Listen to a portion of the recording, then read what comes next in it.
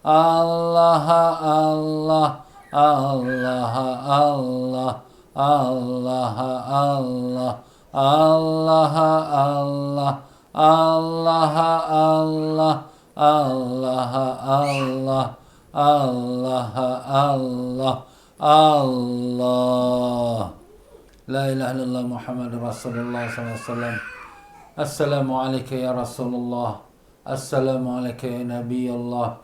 Assalamualaikum ya Habib Allah. Madad ya Rasulullah. Bismillahirrahmanirrahim. Alhamdulillah Rabbil Alamin. Allahumma salli wa sallim ala Sayyidina Muhammad wa ala alihi wa sahbihi wa sallim. Allahumma aftah alaina wa ala dhurriyatina futuha al-arifin. Allahumma alimna ma yanfa'una wa fa'na bima 'allamtana wa zidna 'ilma. Allahumma ya mu'allima Ibrahim 'allimna, ya mufahhima Sulaiman fahimna. Subhanaka la 'ilma lana illa ma 'allamtana innaka antal 'alimul hakim. Wa la hawla wa la quwwata illa billahil 'aliyyil 'azim. Ilahana anta maqsudana wa ridhaka matlubana. A'tina mahabbataka wa ma'rifatak. Wa sallallahu ala sayyidina Muhammad wa ala alihi wa sahbihi wasallam. Walhamdulillahi rabbil alamin. Muslimin dan muslimat rahimakumullah, alhamdulillah, syukur kita pada Allah Ta'ala dengan limpah kurnia taufik hidayah ini telah diperkenankan kita untuk menyambung kembali dalam kitab pengajian kita Al-Hikam, iaitu kitab Al-Hikam yang kita baca setiap malam Jumaat di Masjid Istighfar Pasir Ris pada selepas jam 9 malam, ya, lepas Isyak. Ya tuan-tuan dan puan-puan rahimakumullah, kepada mereka yang ada kitab Hikam yang lama, mereka boleh buka muka surat 76 pada kalam hikmah yang ke-54.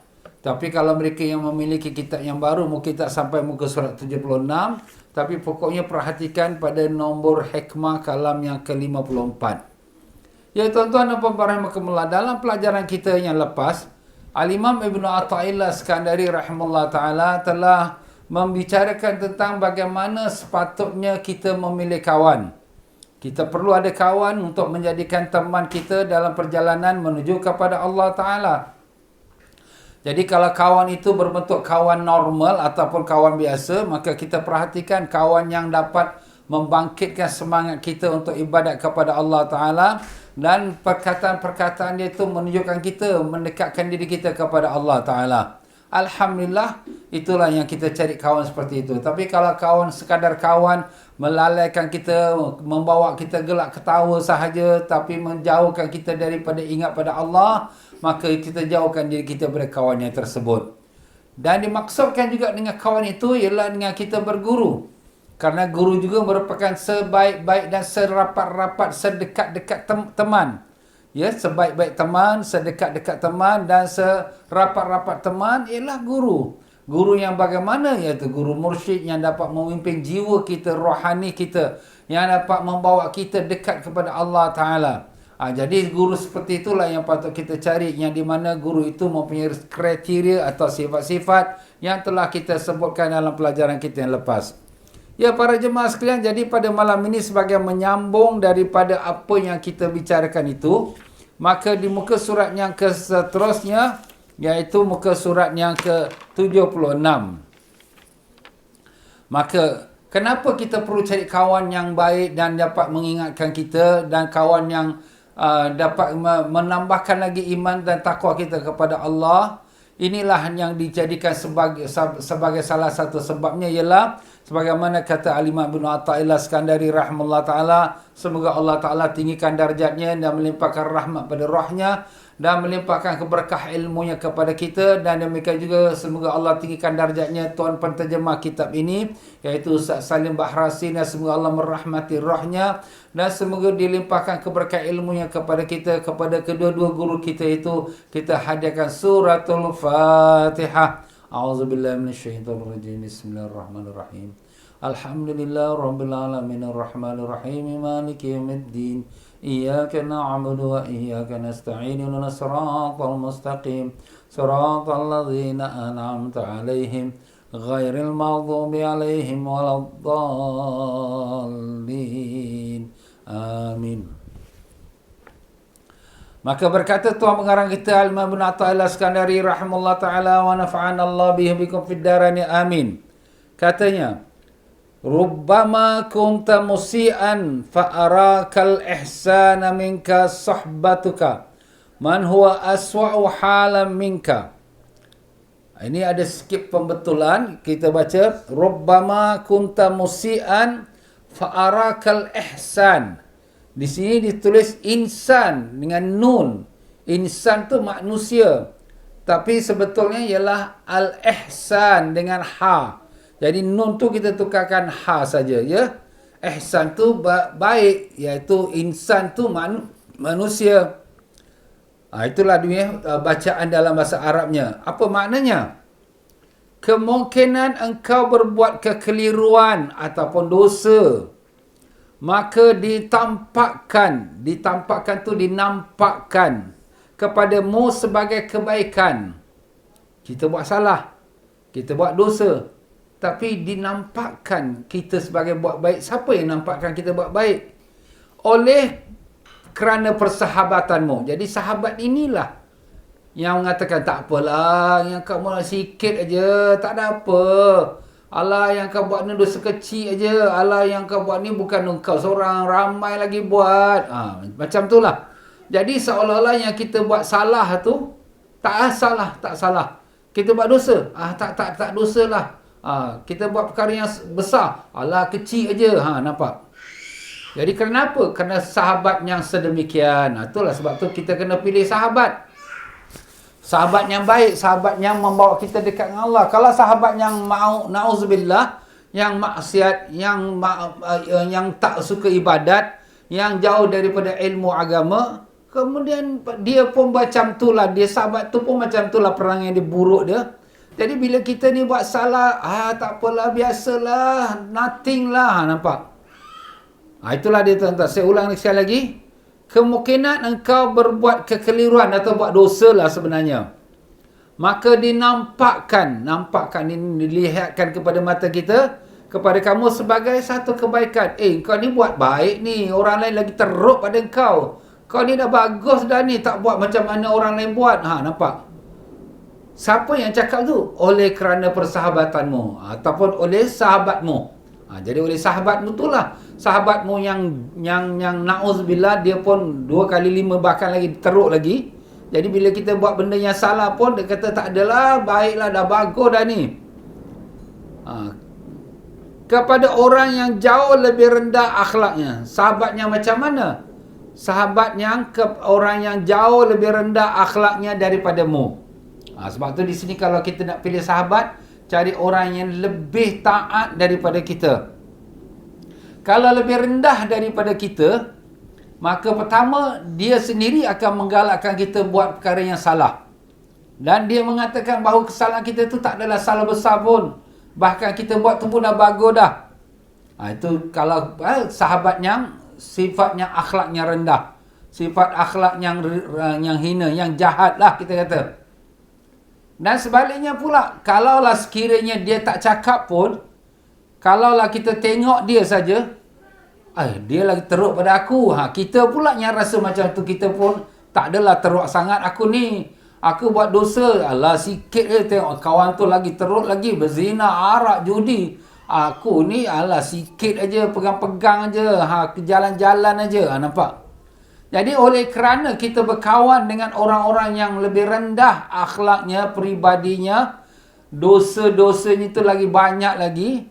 Jadi apabila kita ukurkan pada diri kita, kita rasa kita tak ada apalah, kita sikit aja. Kita pun taklah buat sangat teruk macam orang tu. Padahal dah dosa tu tetap dosa. Besar ke kecil ke, itu tetap dosa. Kita kena ingat dosa yang kita buat tu ialah kita membuat dosa kepada siapa? Kepada Rabbul Alamin, Allah Ta'ala. Allah Ta'ala dialah Raja sekalian alam. Jadi kalau kita buat kesilapan, walaupun sikit pun, tapi kita buat perkara di hadapan Raja, di depan Allah, sudah tentulah kemurkaan tu tetap ada. Walaupun Allah dosa kecil. Walaupun dosa kecil. Jadi itulah dia tuan-tuan dan puan-puan. Pentingnya kita memilih sahabat yang baik, yang dapat menasihatkan kita, yang dapat menegurkan kita, kau tak boleh buat macam ni, dosa kau ni. Kau tak boleh buat macam ni kurang adab kau ni. Dengan mak kau pun kau marah-marah tak boleh. Nampak? Sebab apa? Sebab dia pun akhlak yang baik. Jadi itulah dia tuan-tuan, kepentingannya kita mencari kawan yang dapat menegur kita. Maka berkata syarahan ataupun komentar daripada kitab ini, kitab Hikam, bersahabat dengan yang lebih rendah budi, iman itu sangat bahaya. Sebab persahabatan itu mempengaruhi, percaya mempercaya. Ini satu lagi faktor. Jadi kita dah sebutkan tadi ada dua faktor. Dua faktor kenapa kita jangan bersahabat dengan orang yang lebih rendah daripada kita. Minggu lepas kita kata cari sahabat. Tapi awas. Jangan cari sahabat yang lebih rendah akhlaknya, budinya. Kenapa? Pertama, dia akan mengatakan kamu tu okey, tak ada buat salah walaupun dah buat salah.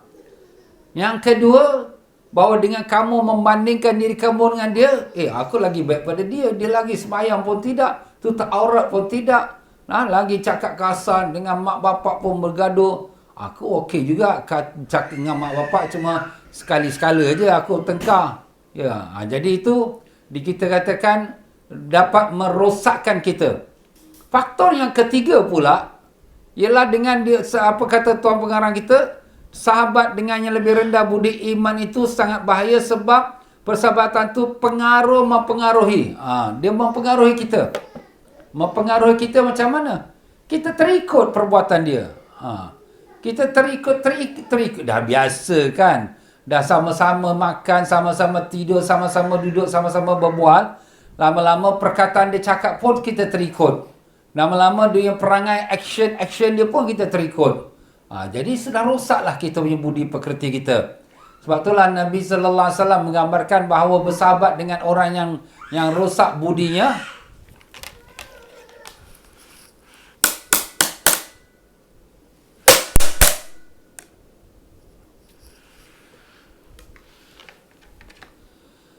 maaf ya. Sebab itulah Nabi SAW menggambarkan orang yang bersahabat dengan orang yang rosak budinya itu ialah seperti orang yang berkawan dengan pembakar besi. Orang yang pembakar besi itu macam mana? Dia bakar besi, percik api-api dia. Jadi bila kita duduk di samping dia, tak banyak sikit pun bau-bau kita kata abuk-abuk bakar tu terkena pada baju kita, dah berlubang dah. Baju kau berlubang. Alamak, tadi aku duduk sebelah kawan tu, dia tengah bakar besi. Itulah dia. Ataupun seperti kita duduk dalam kandang kambing. Kita tak pegang kambing pun. Kita duduk sekejap je, tak sampai 10 minit. Duduk sekejap, lepas tu kita keluar. Busuk lah bau kau ni, bau kambing kau ni. Aku tak pegang kambing pun. Tapi kau duduk dalam kandang kambing. Itulah dia tuan-tuan. Jadi begitulah sahabat-sahabat yang buruk budi pekerti ni, dia boleh mempengaruhi jiwa kita. Zahir dan batin. Sebab tu kita bukanlah kita kata kita baik tu, tidak. Kita cuma kata kita ni orang yang sakit. Jadi bila orang yang sakit ni, dia punya kita katakan antibody dia tu tak kuat. Antibody tak kuat. Jadi bila masuk kuman kecil-kecil masuk pun dia kalah, terus jadi sakit. Pasal antibody tak kuat, sebab dia sakit. Jadi kita anggapkan macam itulah, kita rohani kita sakit. Kita ni bukan orang baik, kita nak jadi orang baik, kita nak jadi orang yang sehat. Tapi oleh kerana rohani kita ni tak kuat, jadi kalau berkawan dengan orang-orang yang walaupun perangai-perangai itu rendah sikit-sikit pun, tapi dia mempengaruhi kita dan merosakkan kita. Itulah dia tuan-tuan ya. Itu satu perkara yang penting kita jaga. Jadi 3 perkara yang sini disebutkan sebabnya kenapa jangan kamu kawan dengan orang-orang yang rendah budinya. Sehingga dengan demikian sukar sekali untuk dapat melihat atau memperbaiki kesalahan sahabat yang kita sayangi. Jadi kita nak memperbaiki diri kita pun susah.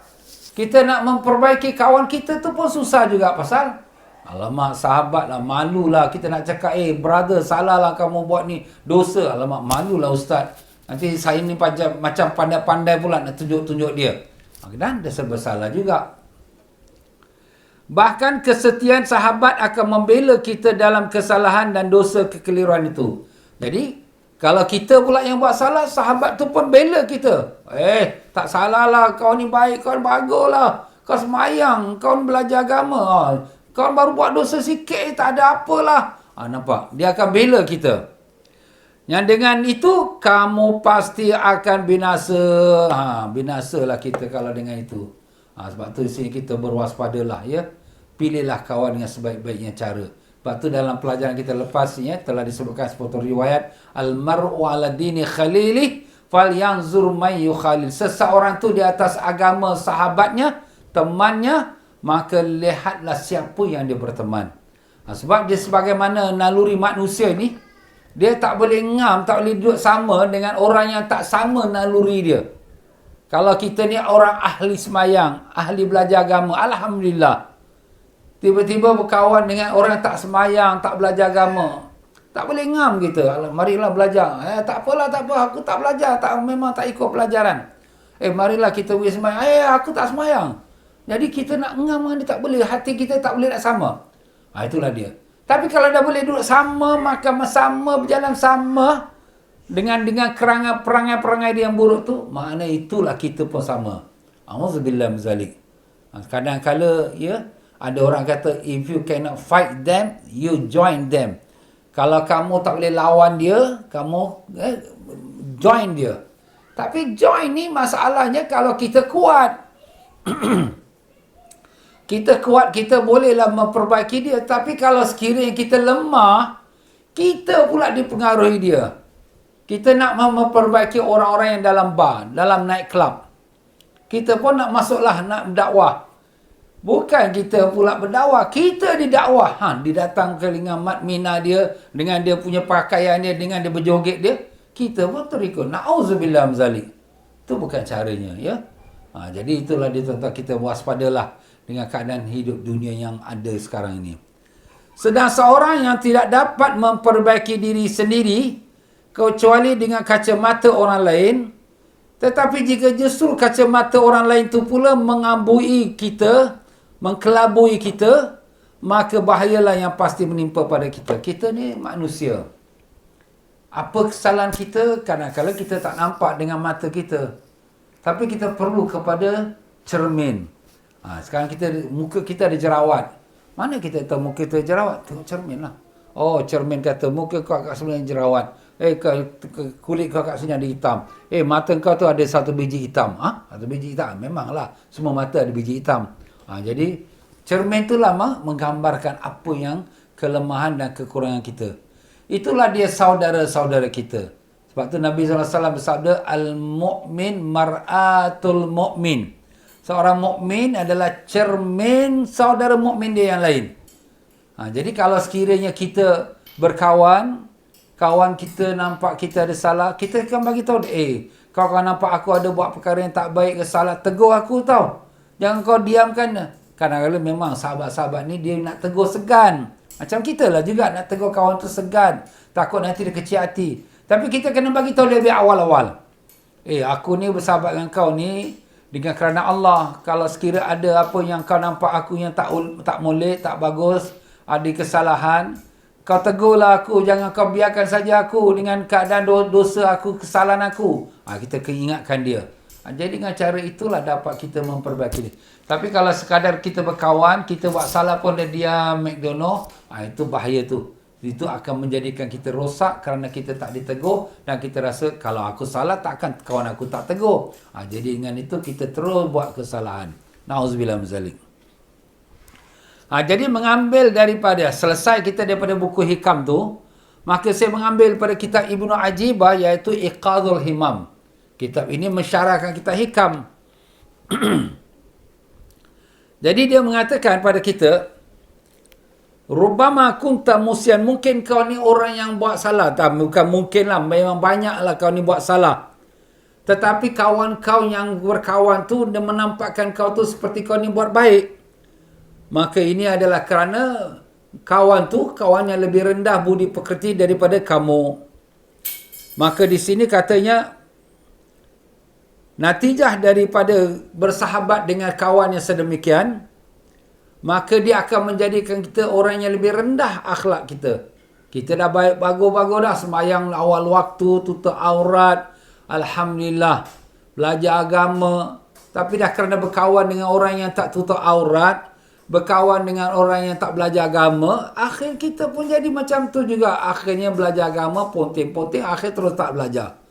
Tutup aurat pun kadang tutup kerana buka, kerana tutup, lama-lama dah tak tutup lagi. Dah jadi sosial pula. Itulah berlaku, ya. Sebab itulah di sini disuruh cari kawan yang baik.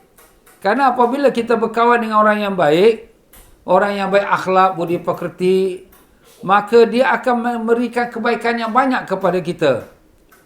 Berkata Imam Abu Hasan Asyazali, Qaddasallahu sirruhu aziz, seorang ulama tasawuf, telah mewasiatkan kepadaku oleh kekasihku, oleh guru dia lah, jangan kau angkat kaki kau sehingga engkau mengharapkan dapat pahala daripada Allah. Mana kita nak bergerak, nak berjalan ke mana, kita ingat, apakah perjalanan aku ni, nak pergi mana ni, perkara yang diredai oleh Allah, yang dapat pahala di sisi Allah.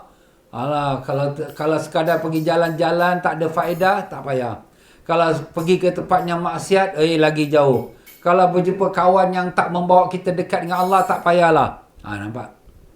Wala tajlis illa haitsu ta'man ghaliban. Jangan kau duduk dengan seseorang melainkan kau merasa aman daripada maksiat kepada Allah. Kita nak duduk kat mana? Tepi pantai. Okey. Tapi nampak maksiat tak? Oh, ada maksiat ustaz. Ramai orang ni dengan pakai mini skirt. Jangan. Melainkan kalau rasa aman daripada maksiat. Kalau rasa aman, ya tak ada orang ni. Sekarang ni biasa saja. Weekday saja. Tak apalah. Dan jangan kau pilih untuk diri kau seseorang yang melainkan menambahkan keyakinan kau pada Allah. Jadi makna di sini, pertama, jangan kau berjalan melainkan kepada dapat pahala. Dan jangan kau duduk melainkan dengan orang yang kau yakin tidak bertambah, tidak berbuat dosa pada Allah. Dan ketiga, jangan kau pilih kawan melainkan kawan yang dapat tambahkan keyakinan kau pada Allah. 3 perkara. Ya, iaitu jangan kita melangkah melainkan pada jalan yang kau dapat pahala.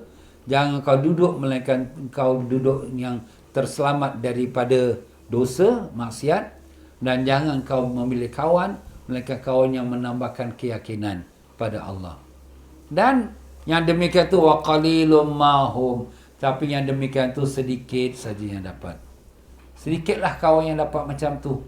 Nak kita duduk dengan dia, dapat kita aman daripada dosa. Nak kita duduk dengan dia untuk tambahkan yakin kita pada Allah. Memang sedikit. Apa nak buat?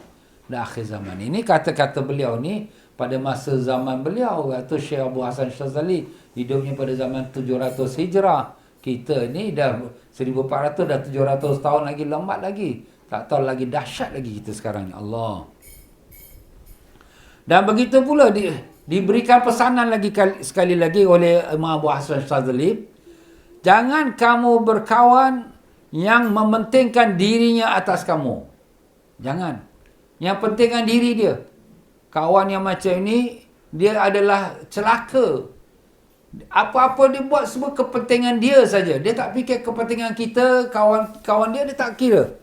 Jadi orang macam ni, tak payah kau berkawan dengan dia lah. Nak belanja, nak makan pun, nak belanja, dia lokek, dia nak suruh kita belanja. Nak jalan ikut cakap dia saja yang kita nak kena dengar. Tak payahlah kawan dengan dia. Dan janganlah kamu berkawan dengan orang yang mementingkan kau atas dirinya. Maknanya dia penting dengan kita. Kenapa? Karena kawan yang seperti itu tak lama. Baik itu baik. Tapi kawan macam tu tak lama. Yang mementingkan diri sendiri pun kita tak boleh kawan kerana dia tu tak guna. Yang mementingkan kita pun kadang-kadang baguslah, dia ni suka kita, pentingkan kita. Tapi kawan yang macam tu tak lama. Sebab apa? Kadang-kadang sampai masa nanti dia akan rasa bosan, dia akan rasa asyik aku saja nak rendah diri pada dia. Dan lama-lama dia akan tinggalkan. Yalah, maklumlah ni perkara yang baik. Perkara baik ni tak selalu dapat dilakukan. Allahu Akbar. Tapi hendaklah kamu berteman. Jadi nak cari teman tu teman yang macam mana? Jika diingati dia, teringat akan Allah. Allah. Bila kita sebut nama dia, kita teringat Allah. Masya Allah. Dan Allah Ta'ala akan mengayakan kamu dengan kamu dapat bermusyahadah pada Allah. Ketika kamu tidak mendapatkan dia, maknanya kamu tak nampak dia, tapi sebut nama dia, itu Syekh tu, alamak, teringat aku tengok muka dia, teringat Allah. Teringat dengan dia cakap-cakap dia tu, teringat, tambah iman aku. Masya Allah. Jadi orang yang seperti ini kamu cari teman. Tapi Ustaz, manalah nak teman macam tu? Memang taklah semudahnya. Tetapi dengan ada teman macam itulah dapat mendekatkan diri kita pada Allah. Itu seperti mana? Itu macam guru-guru kita Ustaz, para masyayikh. Itulah dia. Sebaik-baik teman ialah guru-guru, masyayikh. Kita tengok wajah dia, teringat akan cakapan dia, teringat akan wajah dia, teringat kita pada Allah. Allah. Teringat dia waktu dia bawa kita berzikir, waktu bawa dia istighfar, teringat dia. Masya Allah. Itulah guru yang kita cari. Begitulah qala Sidi Ali radhiyallahu taala, Syekh Ali radhiyallahu mengatakan dalam kitabnya, ketahuilah bahawa la yaqrabu talibullah illa Allah syai'un mithlu julusi ma'aribillah. Tidaklah seseorang yang mencari mendekatkan diri pada Allah tidaklah akan dapat melainkan dengan dia duduk di sebelah, di samping arif billah, orang yang makrifat pada Allah.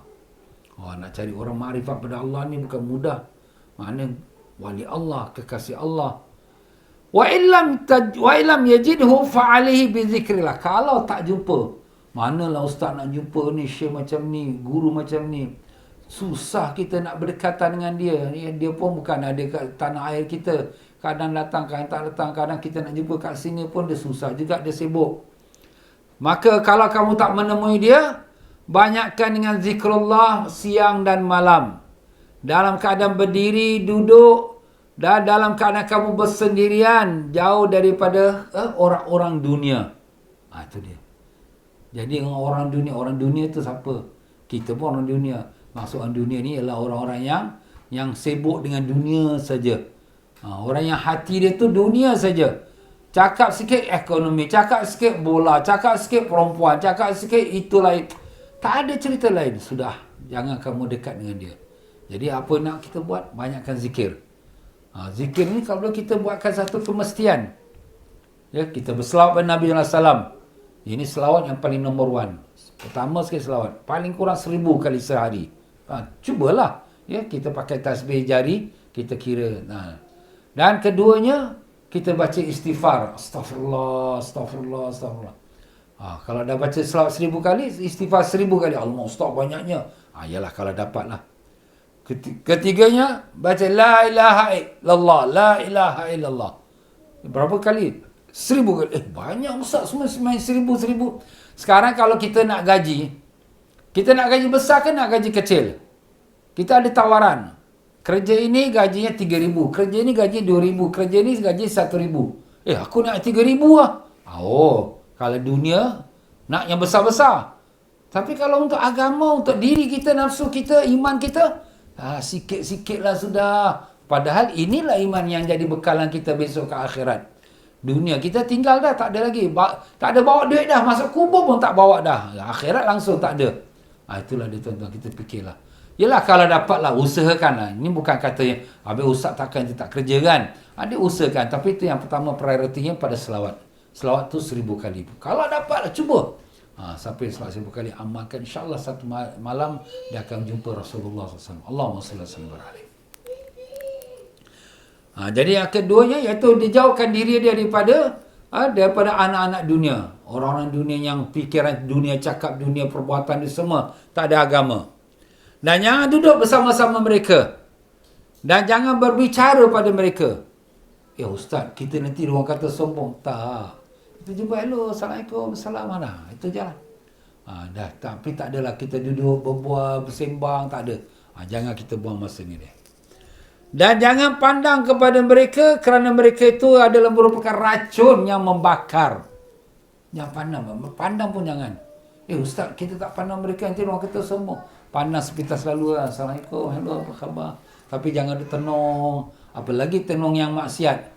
Wanita-wanita terbuka aurat. Ataupun kita perempuan, kita tengok pada lelaki-lelaki dengan bernafsu. Jangan. Jadi ini semua kita kena jaga. Jagalah hati kita. Banyakkan zikir, siang atau malam. Dan jauhkan diri daripada bergaul dengan orang-orang ahli dunia. Dan daripada bercakap dengan mereka, daripada duduk bersama mereka, dan daripada memandang mereka.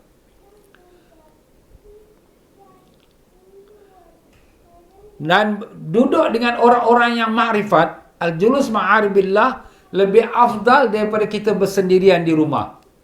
Kita, ustaz, mana kita pilih? Kita nak duduk dengan orang alim ke, ataupun kita duduk dalam rumah kita zikir? Lebih afdal duduk dengan orang yang alim. Orang alim yang mana? Orang alim yang ma'rifat pada Allah. Tetapi kalau tak jumpa orang macam tu yang kita sebut tadi, maka kita bersendirian lebih afdal daripada kita duduk dengan orang awam yang lalai, yang tak ingat pada Allah. Jadi kita duduk sendirian di rumah lebih baik daripada kita pergi ke shopping center, jalan sana sini dengan orang ramai, bergaul dengan orang. Ya Allah, janganlah. Lebih baik kita duduk rumah.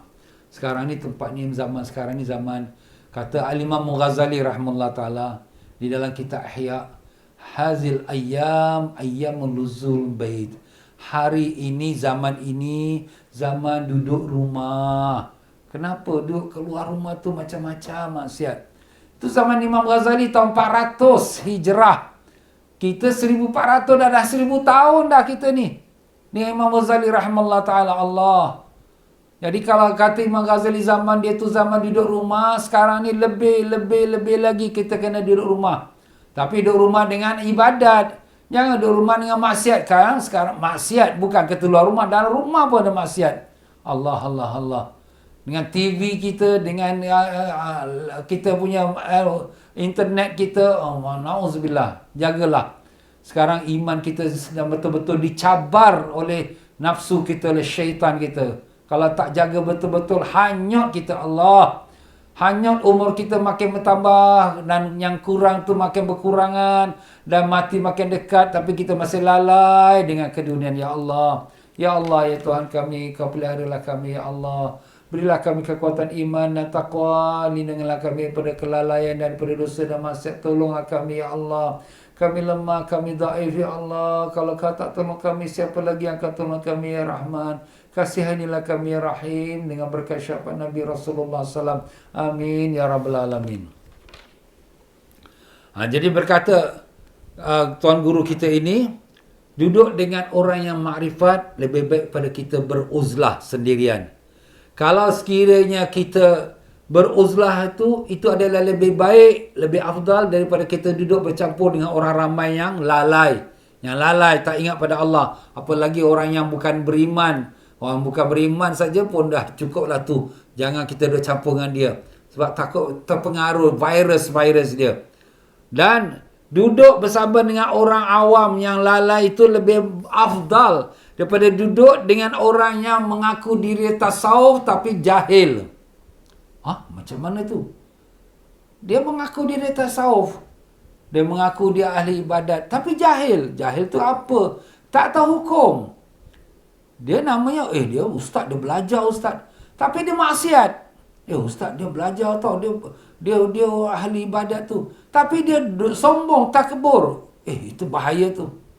Kita duduk dengan orang awam yang jahil, yang lalai, itu lebih baik.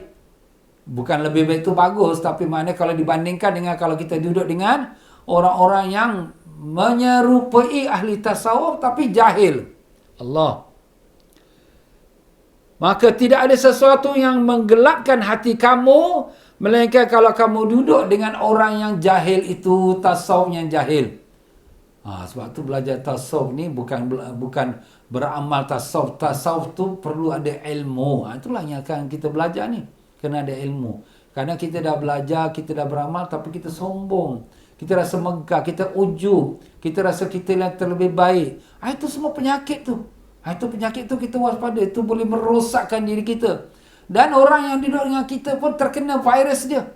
Macam sekarang COVID-19. Duduk dengan sebelah orang yang penyakit COVID, kita pun terkena virus. Sebab tu kena pakai jauh-jauh sikit. Social distance. Itu sebenarnya kalau kita lihat, kiaskan kepada yang ahli maksiat. Orang yang jahil. Bukanlah kita nak kata kita ni pandai. Tapi kita takut sebagaimana kita kata tadi, kita ni antibody kita ni tak kuat. Kita ni orang sakit. Kalau duduk sebelah orang yang sakit yang virusnya, maka takut terkena pada kita. Kita gambarkan kita lah yang sakit, ya. Jadi begitulah pesanan daripada Syekh Ali, Sidi Ali yang telah kita sebutkan tadi. Maka daripada Sahal bin Abdullah mengatakan, awas kamu daripada berkawan dengan 3 jenis manusia. Awas. Jangan kamu berkawan dengan 3 jenis manusia. Siapa dia? Al-Jababir al-Ghafilin. Orang yang bersombong, yang lalai. Yang besar diri dia dengan dia punya kekayaan dia, dengan pangkat nama dia, besar diri, sombong dan lalai dia daripada ingat Allah. Memang dah macam tu, mana nak ingat Allah. Dan kedua, Al-Qurra al-Mudahinin, iaitu ahli-ahli Quran. Al-Qurra tapi yang riak, yang menunjuk-nunjuk. Janganlah, ya. Dia itu bukan buat apa bukan kerana Allah. Tapi ustaz, mana kita tahu. Tapi kita nampak tanda-tanda. Tapi kita jangan bersangka, cuma kita jauhkan diri kita daripada dia. Itu saja. Yang ketiga, Al-Mutasawwif al-Jahilin, iaitu orang yang menyerupai tasawuf, tapi orang yang bodoh. Menyerupai, bukan ahli tasawuf. Dia bukan ahli tasawuf. Dia hanya menyerupai. Orang tasawuf pakai jubah, dia pakai jubah. Orang tasawuf pakai tasbih, dia pun pakai tasbih. Orang tasawuf dia pakai sal, dia pun pakai sal. Sama macam orang tasawuf. Tapi jahil. Jahil tu kan tak ada ilmu. Jahil tu kerana jahil hati dia. Maksiat hati batin dia. Nauzubillah min zalik, ya Allah. Dan begitulah berkata Syekh Zarruq.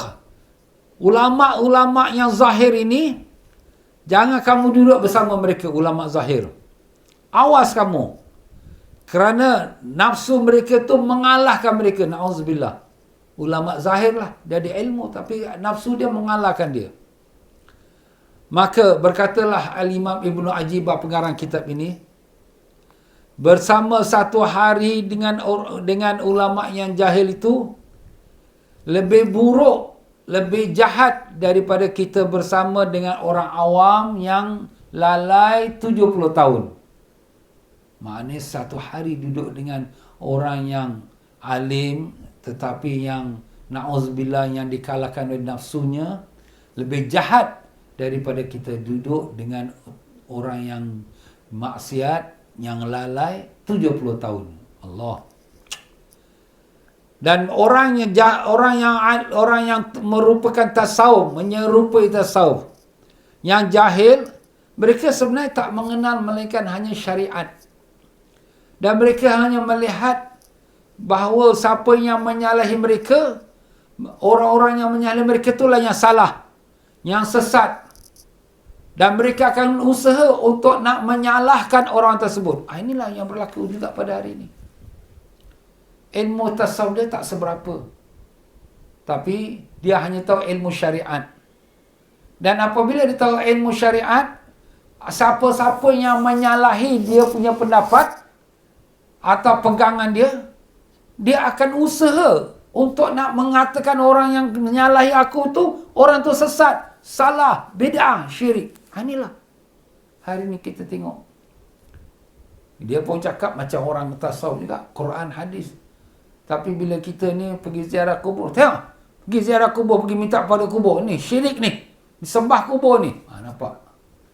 Begitulah dia bila kita memakai pakaian yang menggambarkan kasih sayang kita pada Rasulullah SAW, dengan ada gambar capal Nabi Sallallahu Alaihi Wasallam kerana kasih kita pada Nabi SAW. Tengok tu. Ini melebih-lebihkan pula. Capal Nabi apa ni diganggu-anggungkan. Nampak? Jadi mereka akan usaha untuk nak menyalahkan orang yang tak sepadan pendapat dengan dia. Padahal itu bukan sifat Nabi, bukan sifat para ulama salihin. Tetapi itulah sifat ulama yang zahir. Na'udzubillah. Zahir saja dia tu pandai atau ada ilmu, tapi ilmu mereka tu adalah ilmu yang syariat sahaja, kulit saja. Semoga Allah merahmati Abu Zar al-Ghifari radhiyallahu anhu, seorang sahabat Nabi. Dia kata, wallahi demi Allah, aku tak akan tanyakan pada ulama yang seperti itu dalam urusan dunia aku, dan tak akan kutanyakan pada mereka dalam urusan agamaku. Padahal Abu Zar tu sahabat Nabi. Yang dia bercakap tu ialah pada ulama-ulama zaman sahabat. Zaman sahabat, zaman mulia. Tapi itu pun dia sudah keluarkan kata-kata tersebut. Apalagi kalau kita zaman sekarang. Allahu Akbar. Sebab itulah kata Yahya bin Mu'az Ar-Razi, seorang ulama sufi, dia berkata kepada ulama-ulama pada zaman dia itu bila? Dah berapa ratus tahun dulu. Dia kata, wahai para ulama, rumah-rumah kamu seperti Haman. Haman tu menterinya Firaun. Sebesar-besar yang kamu nak megah-megahkan. Kenderaan kamu seperti Qarun. Qarun tu ialah yang kaya zaman Firaun. Makanan kamu ialah makanan Firaun. Makanan Firaun sepenuh-penuh meja. Allah. Dan majlis-majlis kahwin kamu, atau majlis-majlis makanan kamu seperti Jalut. Jalut tu ialah kafir yang menentang Talut. Allah. Dan musim-musim kamu, perayaan kamu seperti perayaan jahiliyah. Seperti orang tak ada iman. Sebab tu di sini kita ni lebih baik kita bersifat sederhana. Rumah kita perlu, tapi sekadar kita keperluan lah. Yang mana kita rasa perlu. Ya, jangan kita berlebihan. Dan kalau sekiranya kenderaan pun sederhana yang kita perlu, jangan kita berlebihan. Kalau ada rezeki lebih, kita buatlah sedekah banyak. Itu lebih baik. Dan begitulah pula makan kita, tak perlu kita berlebihan. Sepenuh meja. Kalau kita buatlah majlis jemputan walimah pun, tak perlulah macam-macam jenis makan. Bukan orang datang semua boleh makan semua. Ala kadarlah. Kenapa kita nak buat bermacam-macam makan? Nak tunjuk orang kita ni ada duit. Kalau banyak duit, alhamdulillah, buatlah sedekah, itu lebih baik. Tapi janganlah sampai berlebih-lebihan. Ya, maaflah. Ya, inilah yang berlaku pada zaman beliau. Itu pada para ulama yang dia komen. Apalagi orang awam. Apalagi kalau zaman sekarang. Allah, ya Allah. Ya Allah, ya Tuhan kami. Ampunkanlah kami, ya Allah. Ampunkanlah kami atas segala kesalahan kami dan kelalaian kami, kebodohan kami, kejahilan kami, ya Allah. Kami sedar, kami tahu diri kami ni hamba yang hina, hamba yang baik dosa, hamba yang tak ada apa pun nilai di hadapan-Mu, ya Allah. Siang malam Kau curahkan pada kami dengan nikmat, tapi siang malam kami lalai daripada mengingati-Mu. Dalam solat pun kami lalai daripada mengingati-Mu. Ampunkanlah kami, maafkanlah kami, ya Allah. Ya Allah, ya Tuhan kami, pimpinlah kami ke jalan yang Kau ridai. Janganlah Kau matikan kami melainkan dalam iman, dalam Islam, dalam husnul khatimah. Pimpinlah isteri, suami, anak-anak kami, keluarga kami ke jalan Kau ridai, ya Allah. Bukakanlah pintu ma'rifat-Mu pada kami, ya Allah. Cahayakanlah hati kami dengan nur ma'rifat-Mu, ya Rahim. Bantulah kami, ya Allah. Janganlah Kau biarkan kami dikuasai nafsu dan syaitan, ya Allah. Kami lemah, kami dhaif, ya Allah. Kami tak kuat, ya Allah. Tunjukkanlah kami guru yang dapat memimpin kami ke jalan yang Kau ridai, ya Rahman. Allahumma rabbana zalamna anfusana wa illam taghfir lana wa tarhamna lanakunanna minal khasirin. Rabbana atina fid dunya hasanatan wa fil akhirati hasanatan wa qina adzabannar. Wa sallallahu ala sayyidina Muhammad wa ala alihi wa sahbihi wasallam. Subhana rabbika rabbil izzati amma yasifun. Wassalamun ala mursalin. Walhamdulillahi rabbil alamin. Alhamdulillah, tuan-tuan dan puan-puan. Mudah-mudahan apa yang sedikit perbincangan kita, pengongsian kita dapat manfaat untuk saya dan juga anda sekalian. Maaf sajalah saya pohonkan kalau dalam penyampaian saya ada tersilap kata, terkasar bahasa, tersinggung perasaan, mana yang benar semua dari Allah, yang salah silap pada kelemahan saya sendiri. Dan jangan lupa tuan-tuan dan puan-puan, pengajian kita malam ni dibawakan oleh Masjid Al-Istighfar, Pasir Ris, Singapura. Dermalah kepada pihak masjid tuan-tuan dan puan-puan seperti mana nombor akaun yang ada di depan kita ni, ya. Mudah-mudahan dapat kita barakahnya dan dapat syafaat Nabi SAW. Marilah sama-sama kita akhiri kita baca istighfar, mohon ampun daripada Allah. Astaghfirullahalazim, astaghfirullahalazim, astaghfirullahalazim. Subhanakallahumma bihamdika asyhadu an la ilaha illa anta astaghfiruka wa atubu ilaik. Wabillahi taufiq wal hidayah. Wassalamualaikum warahmatullahi wabarakatuh.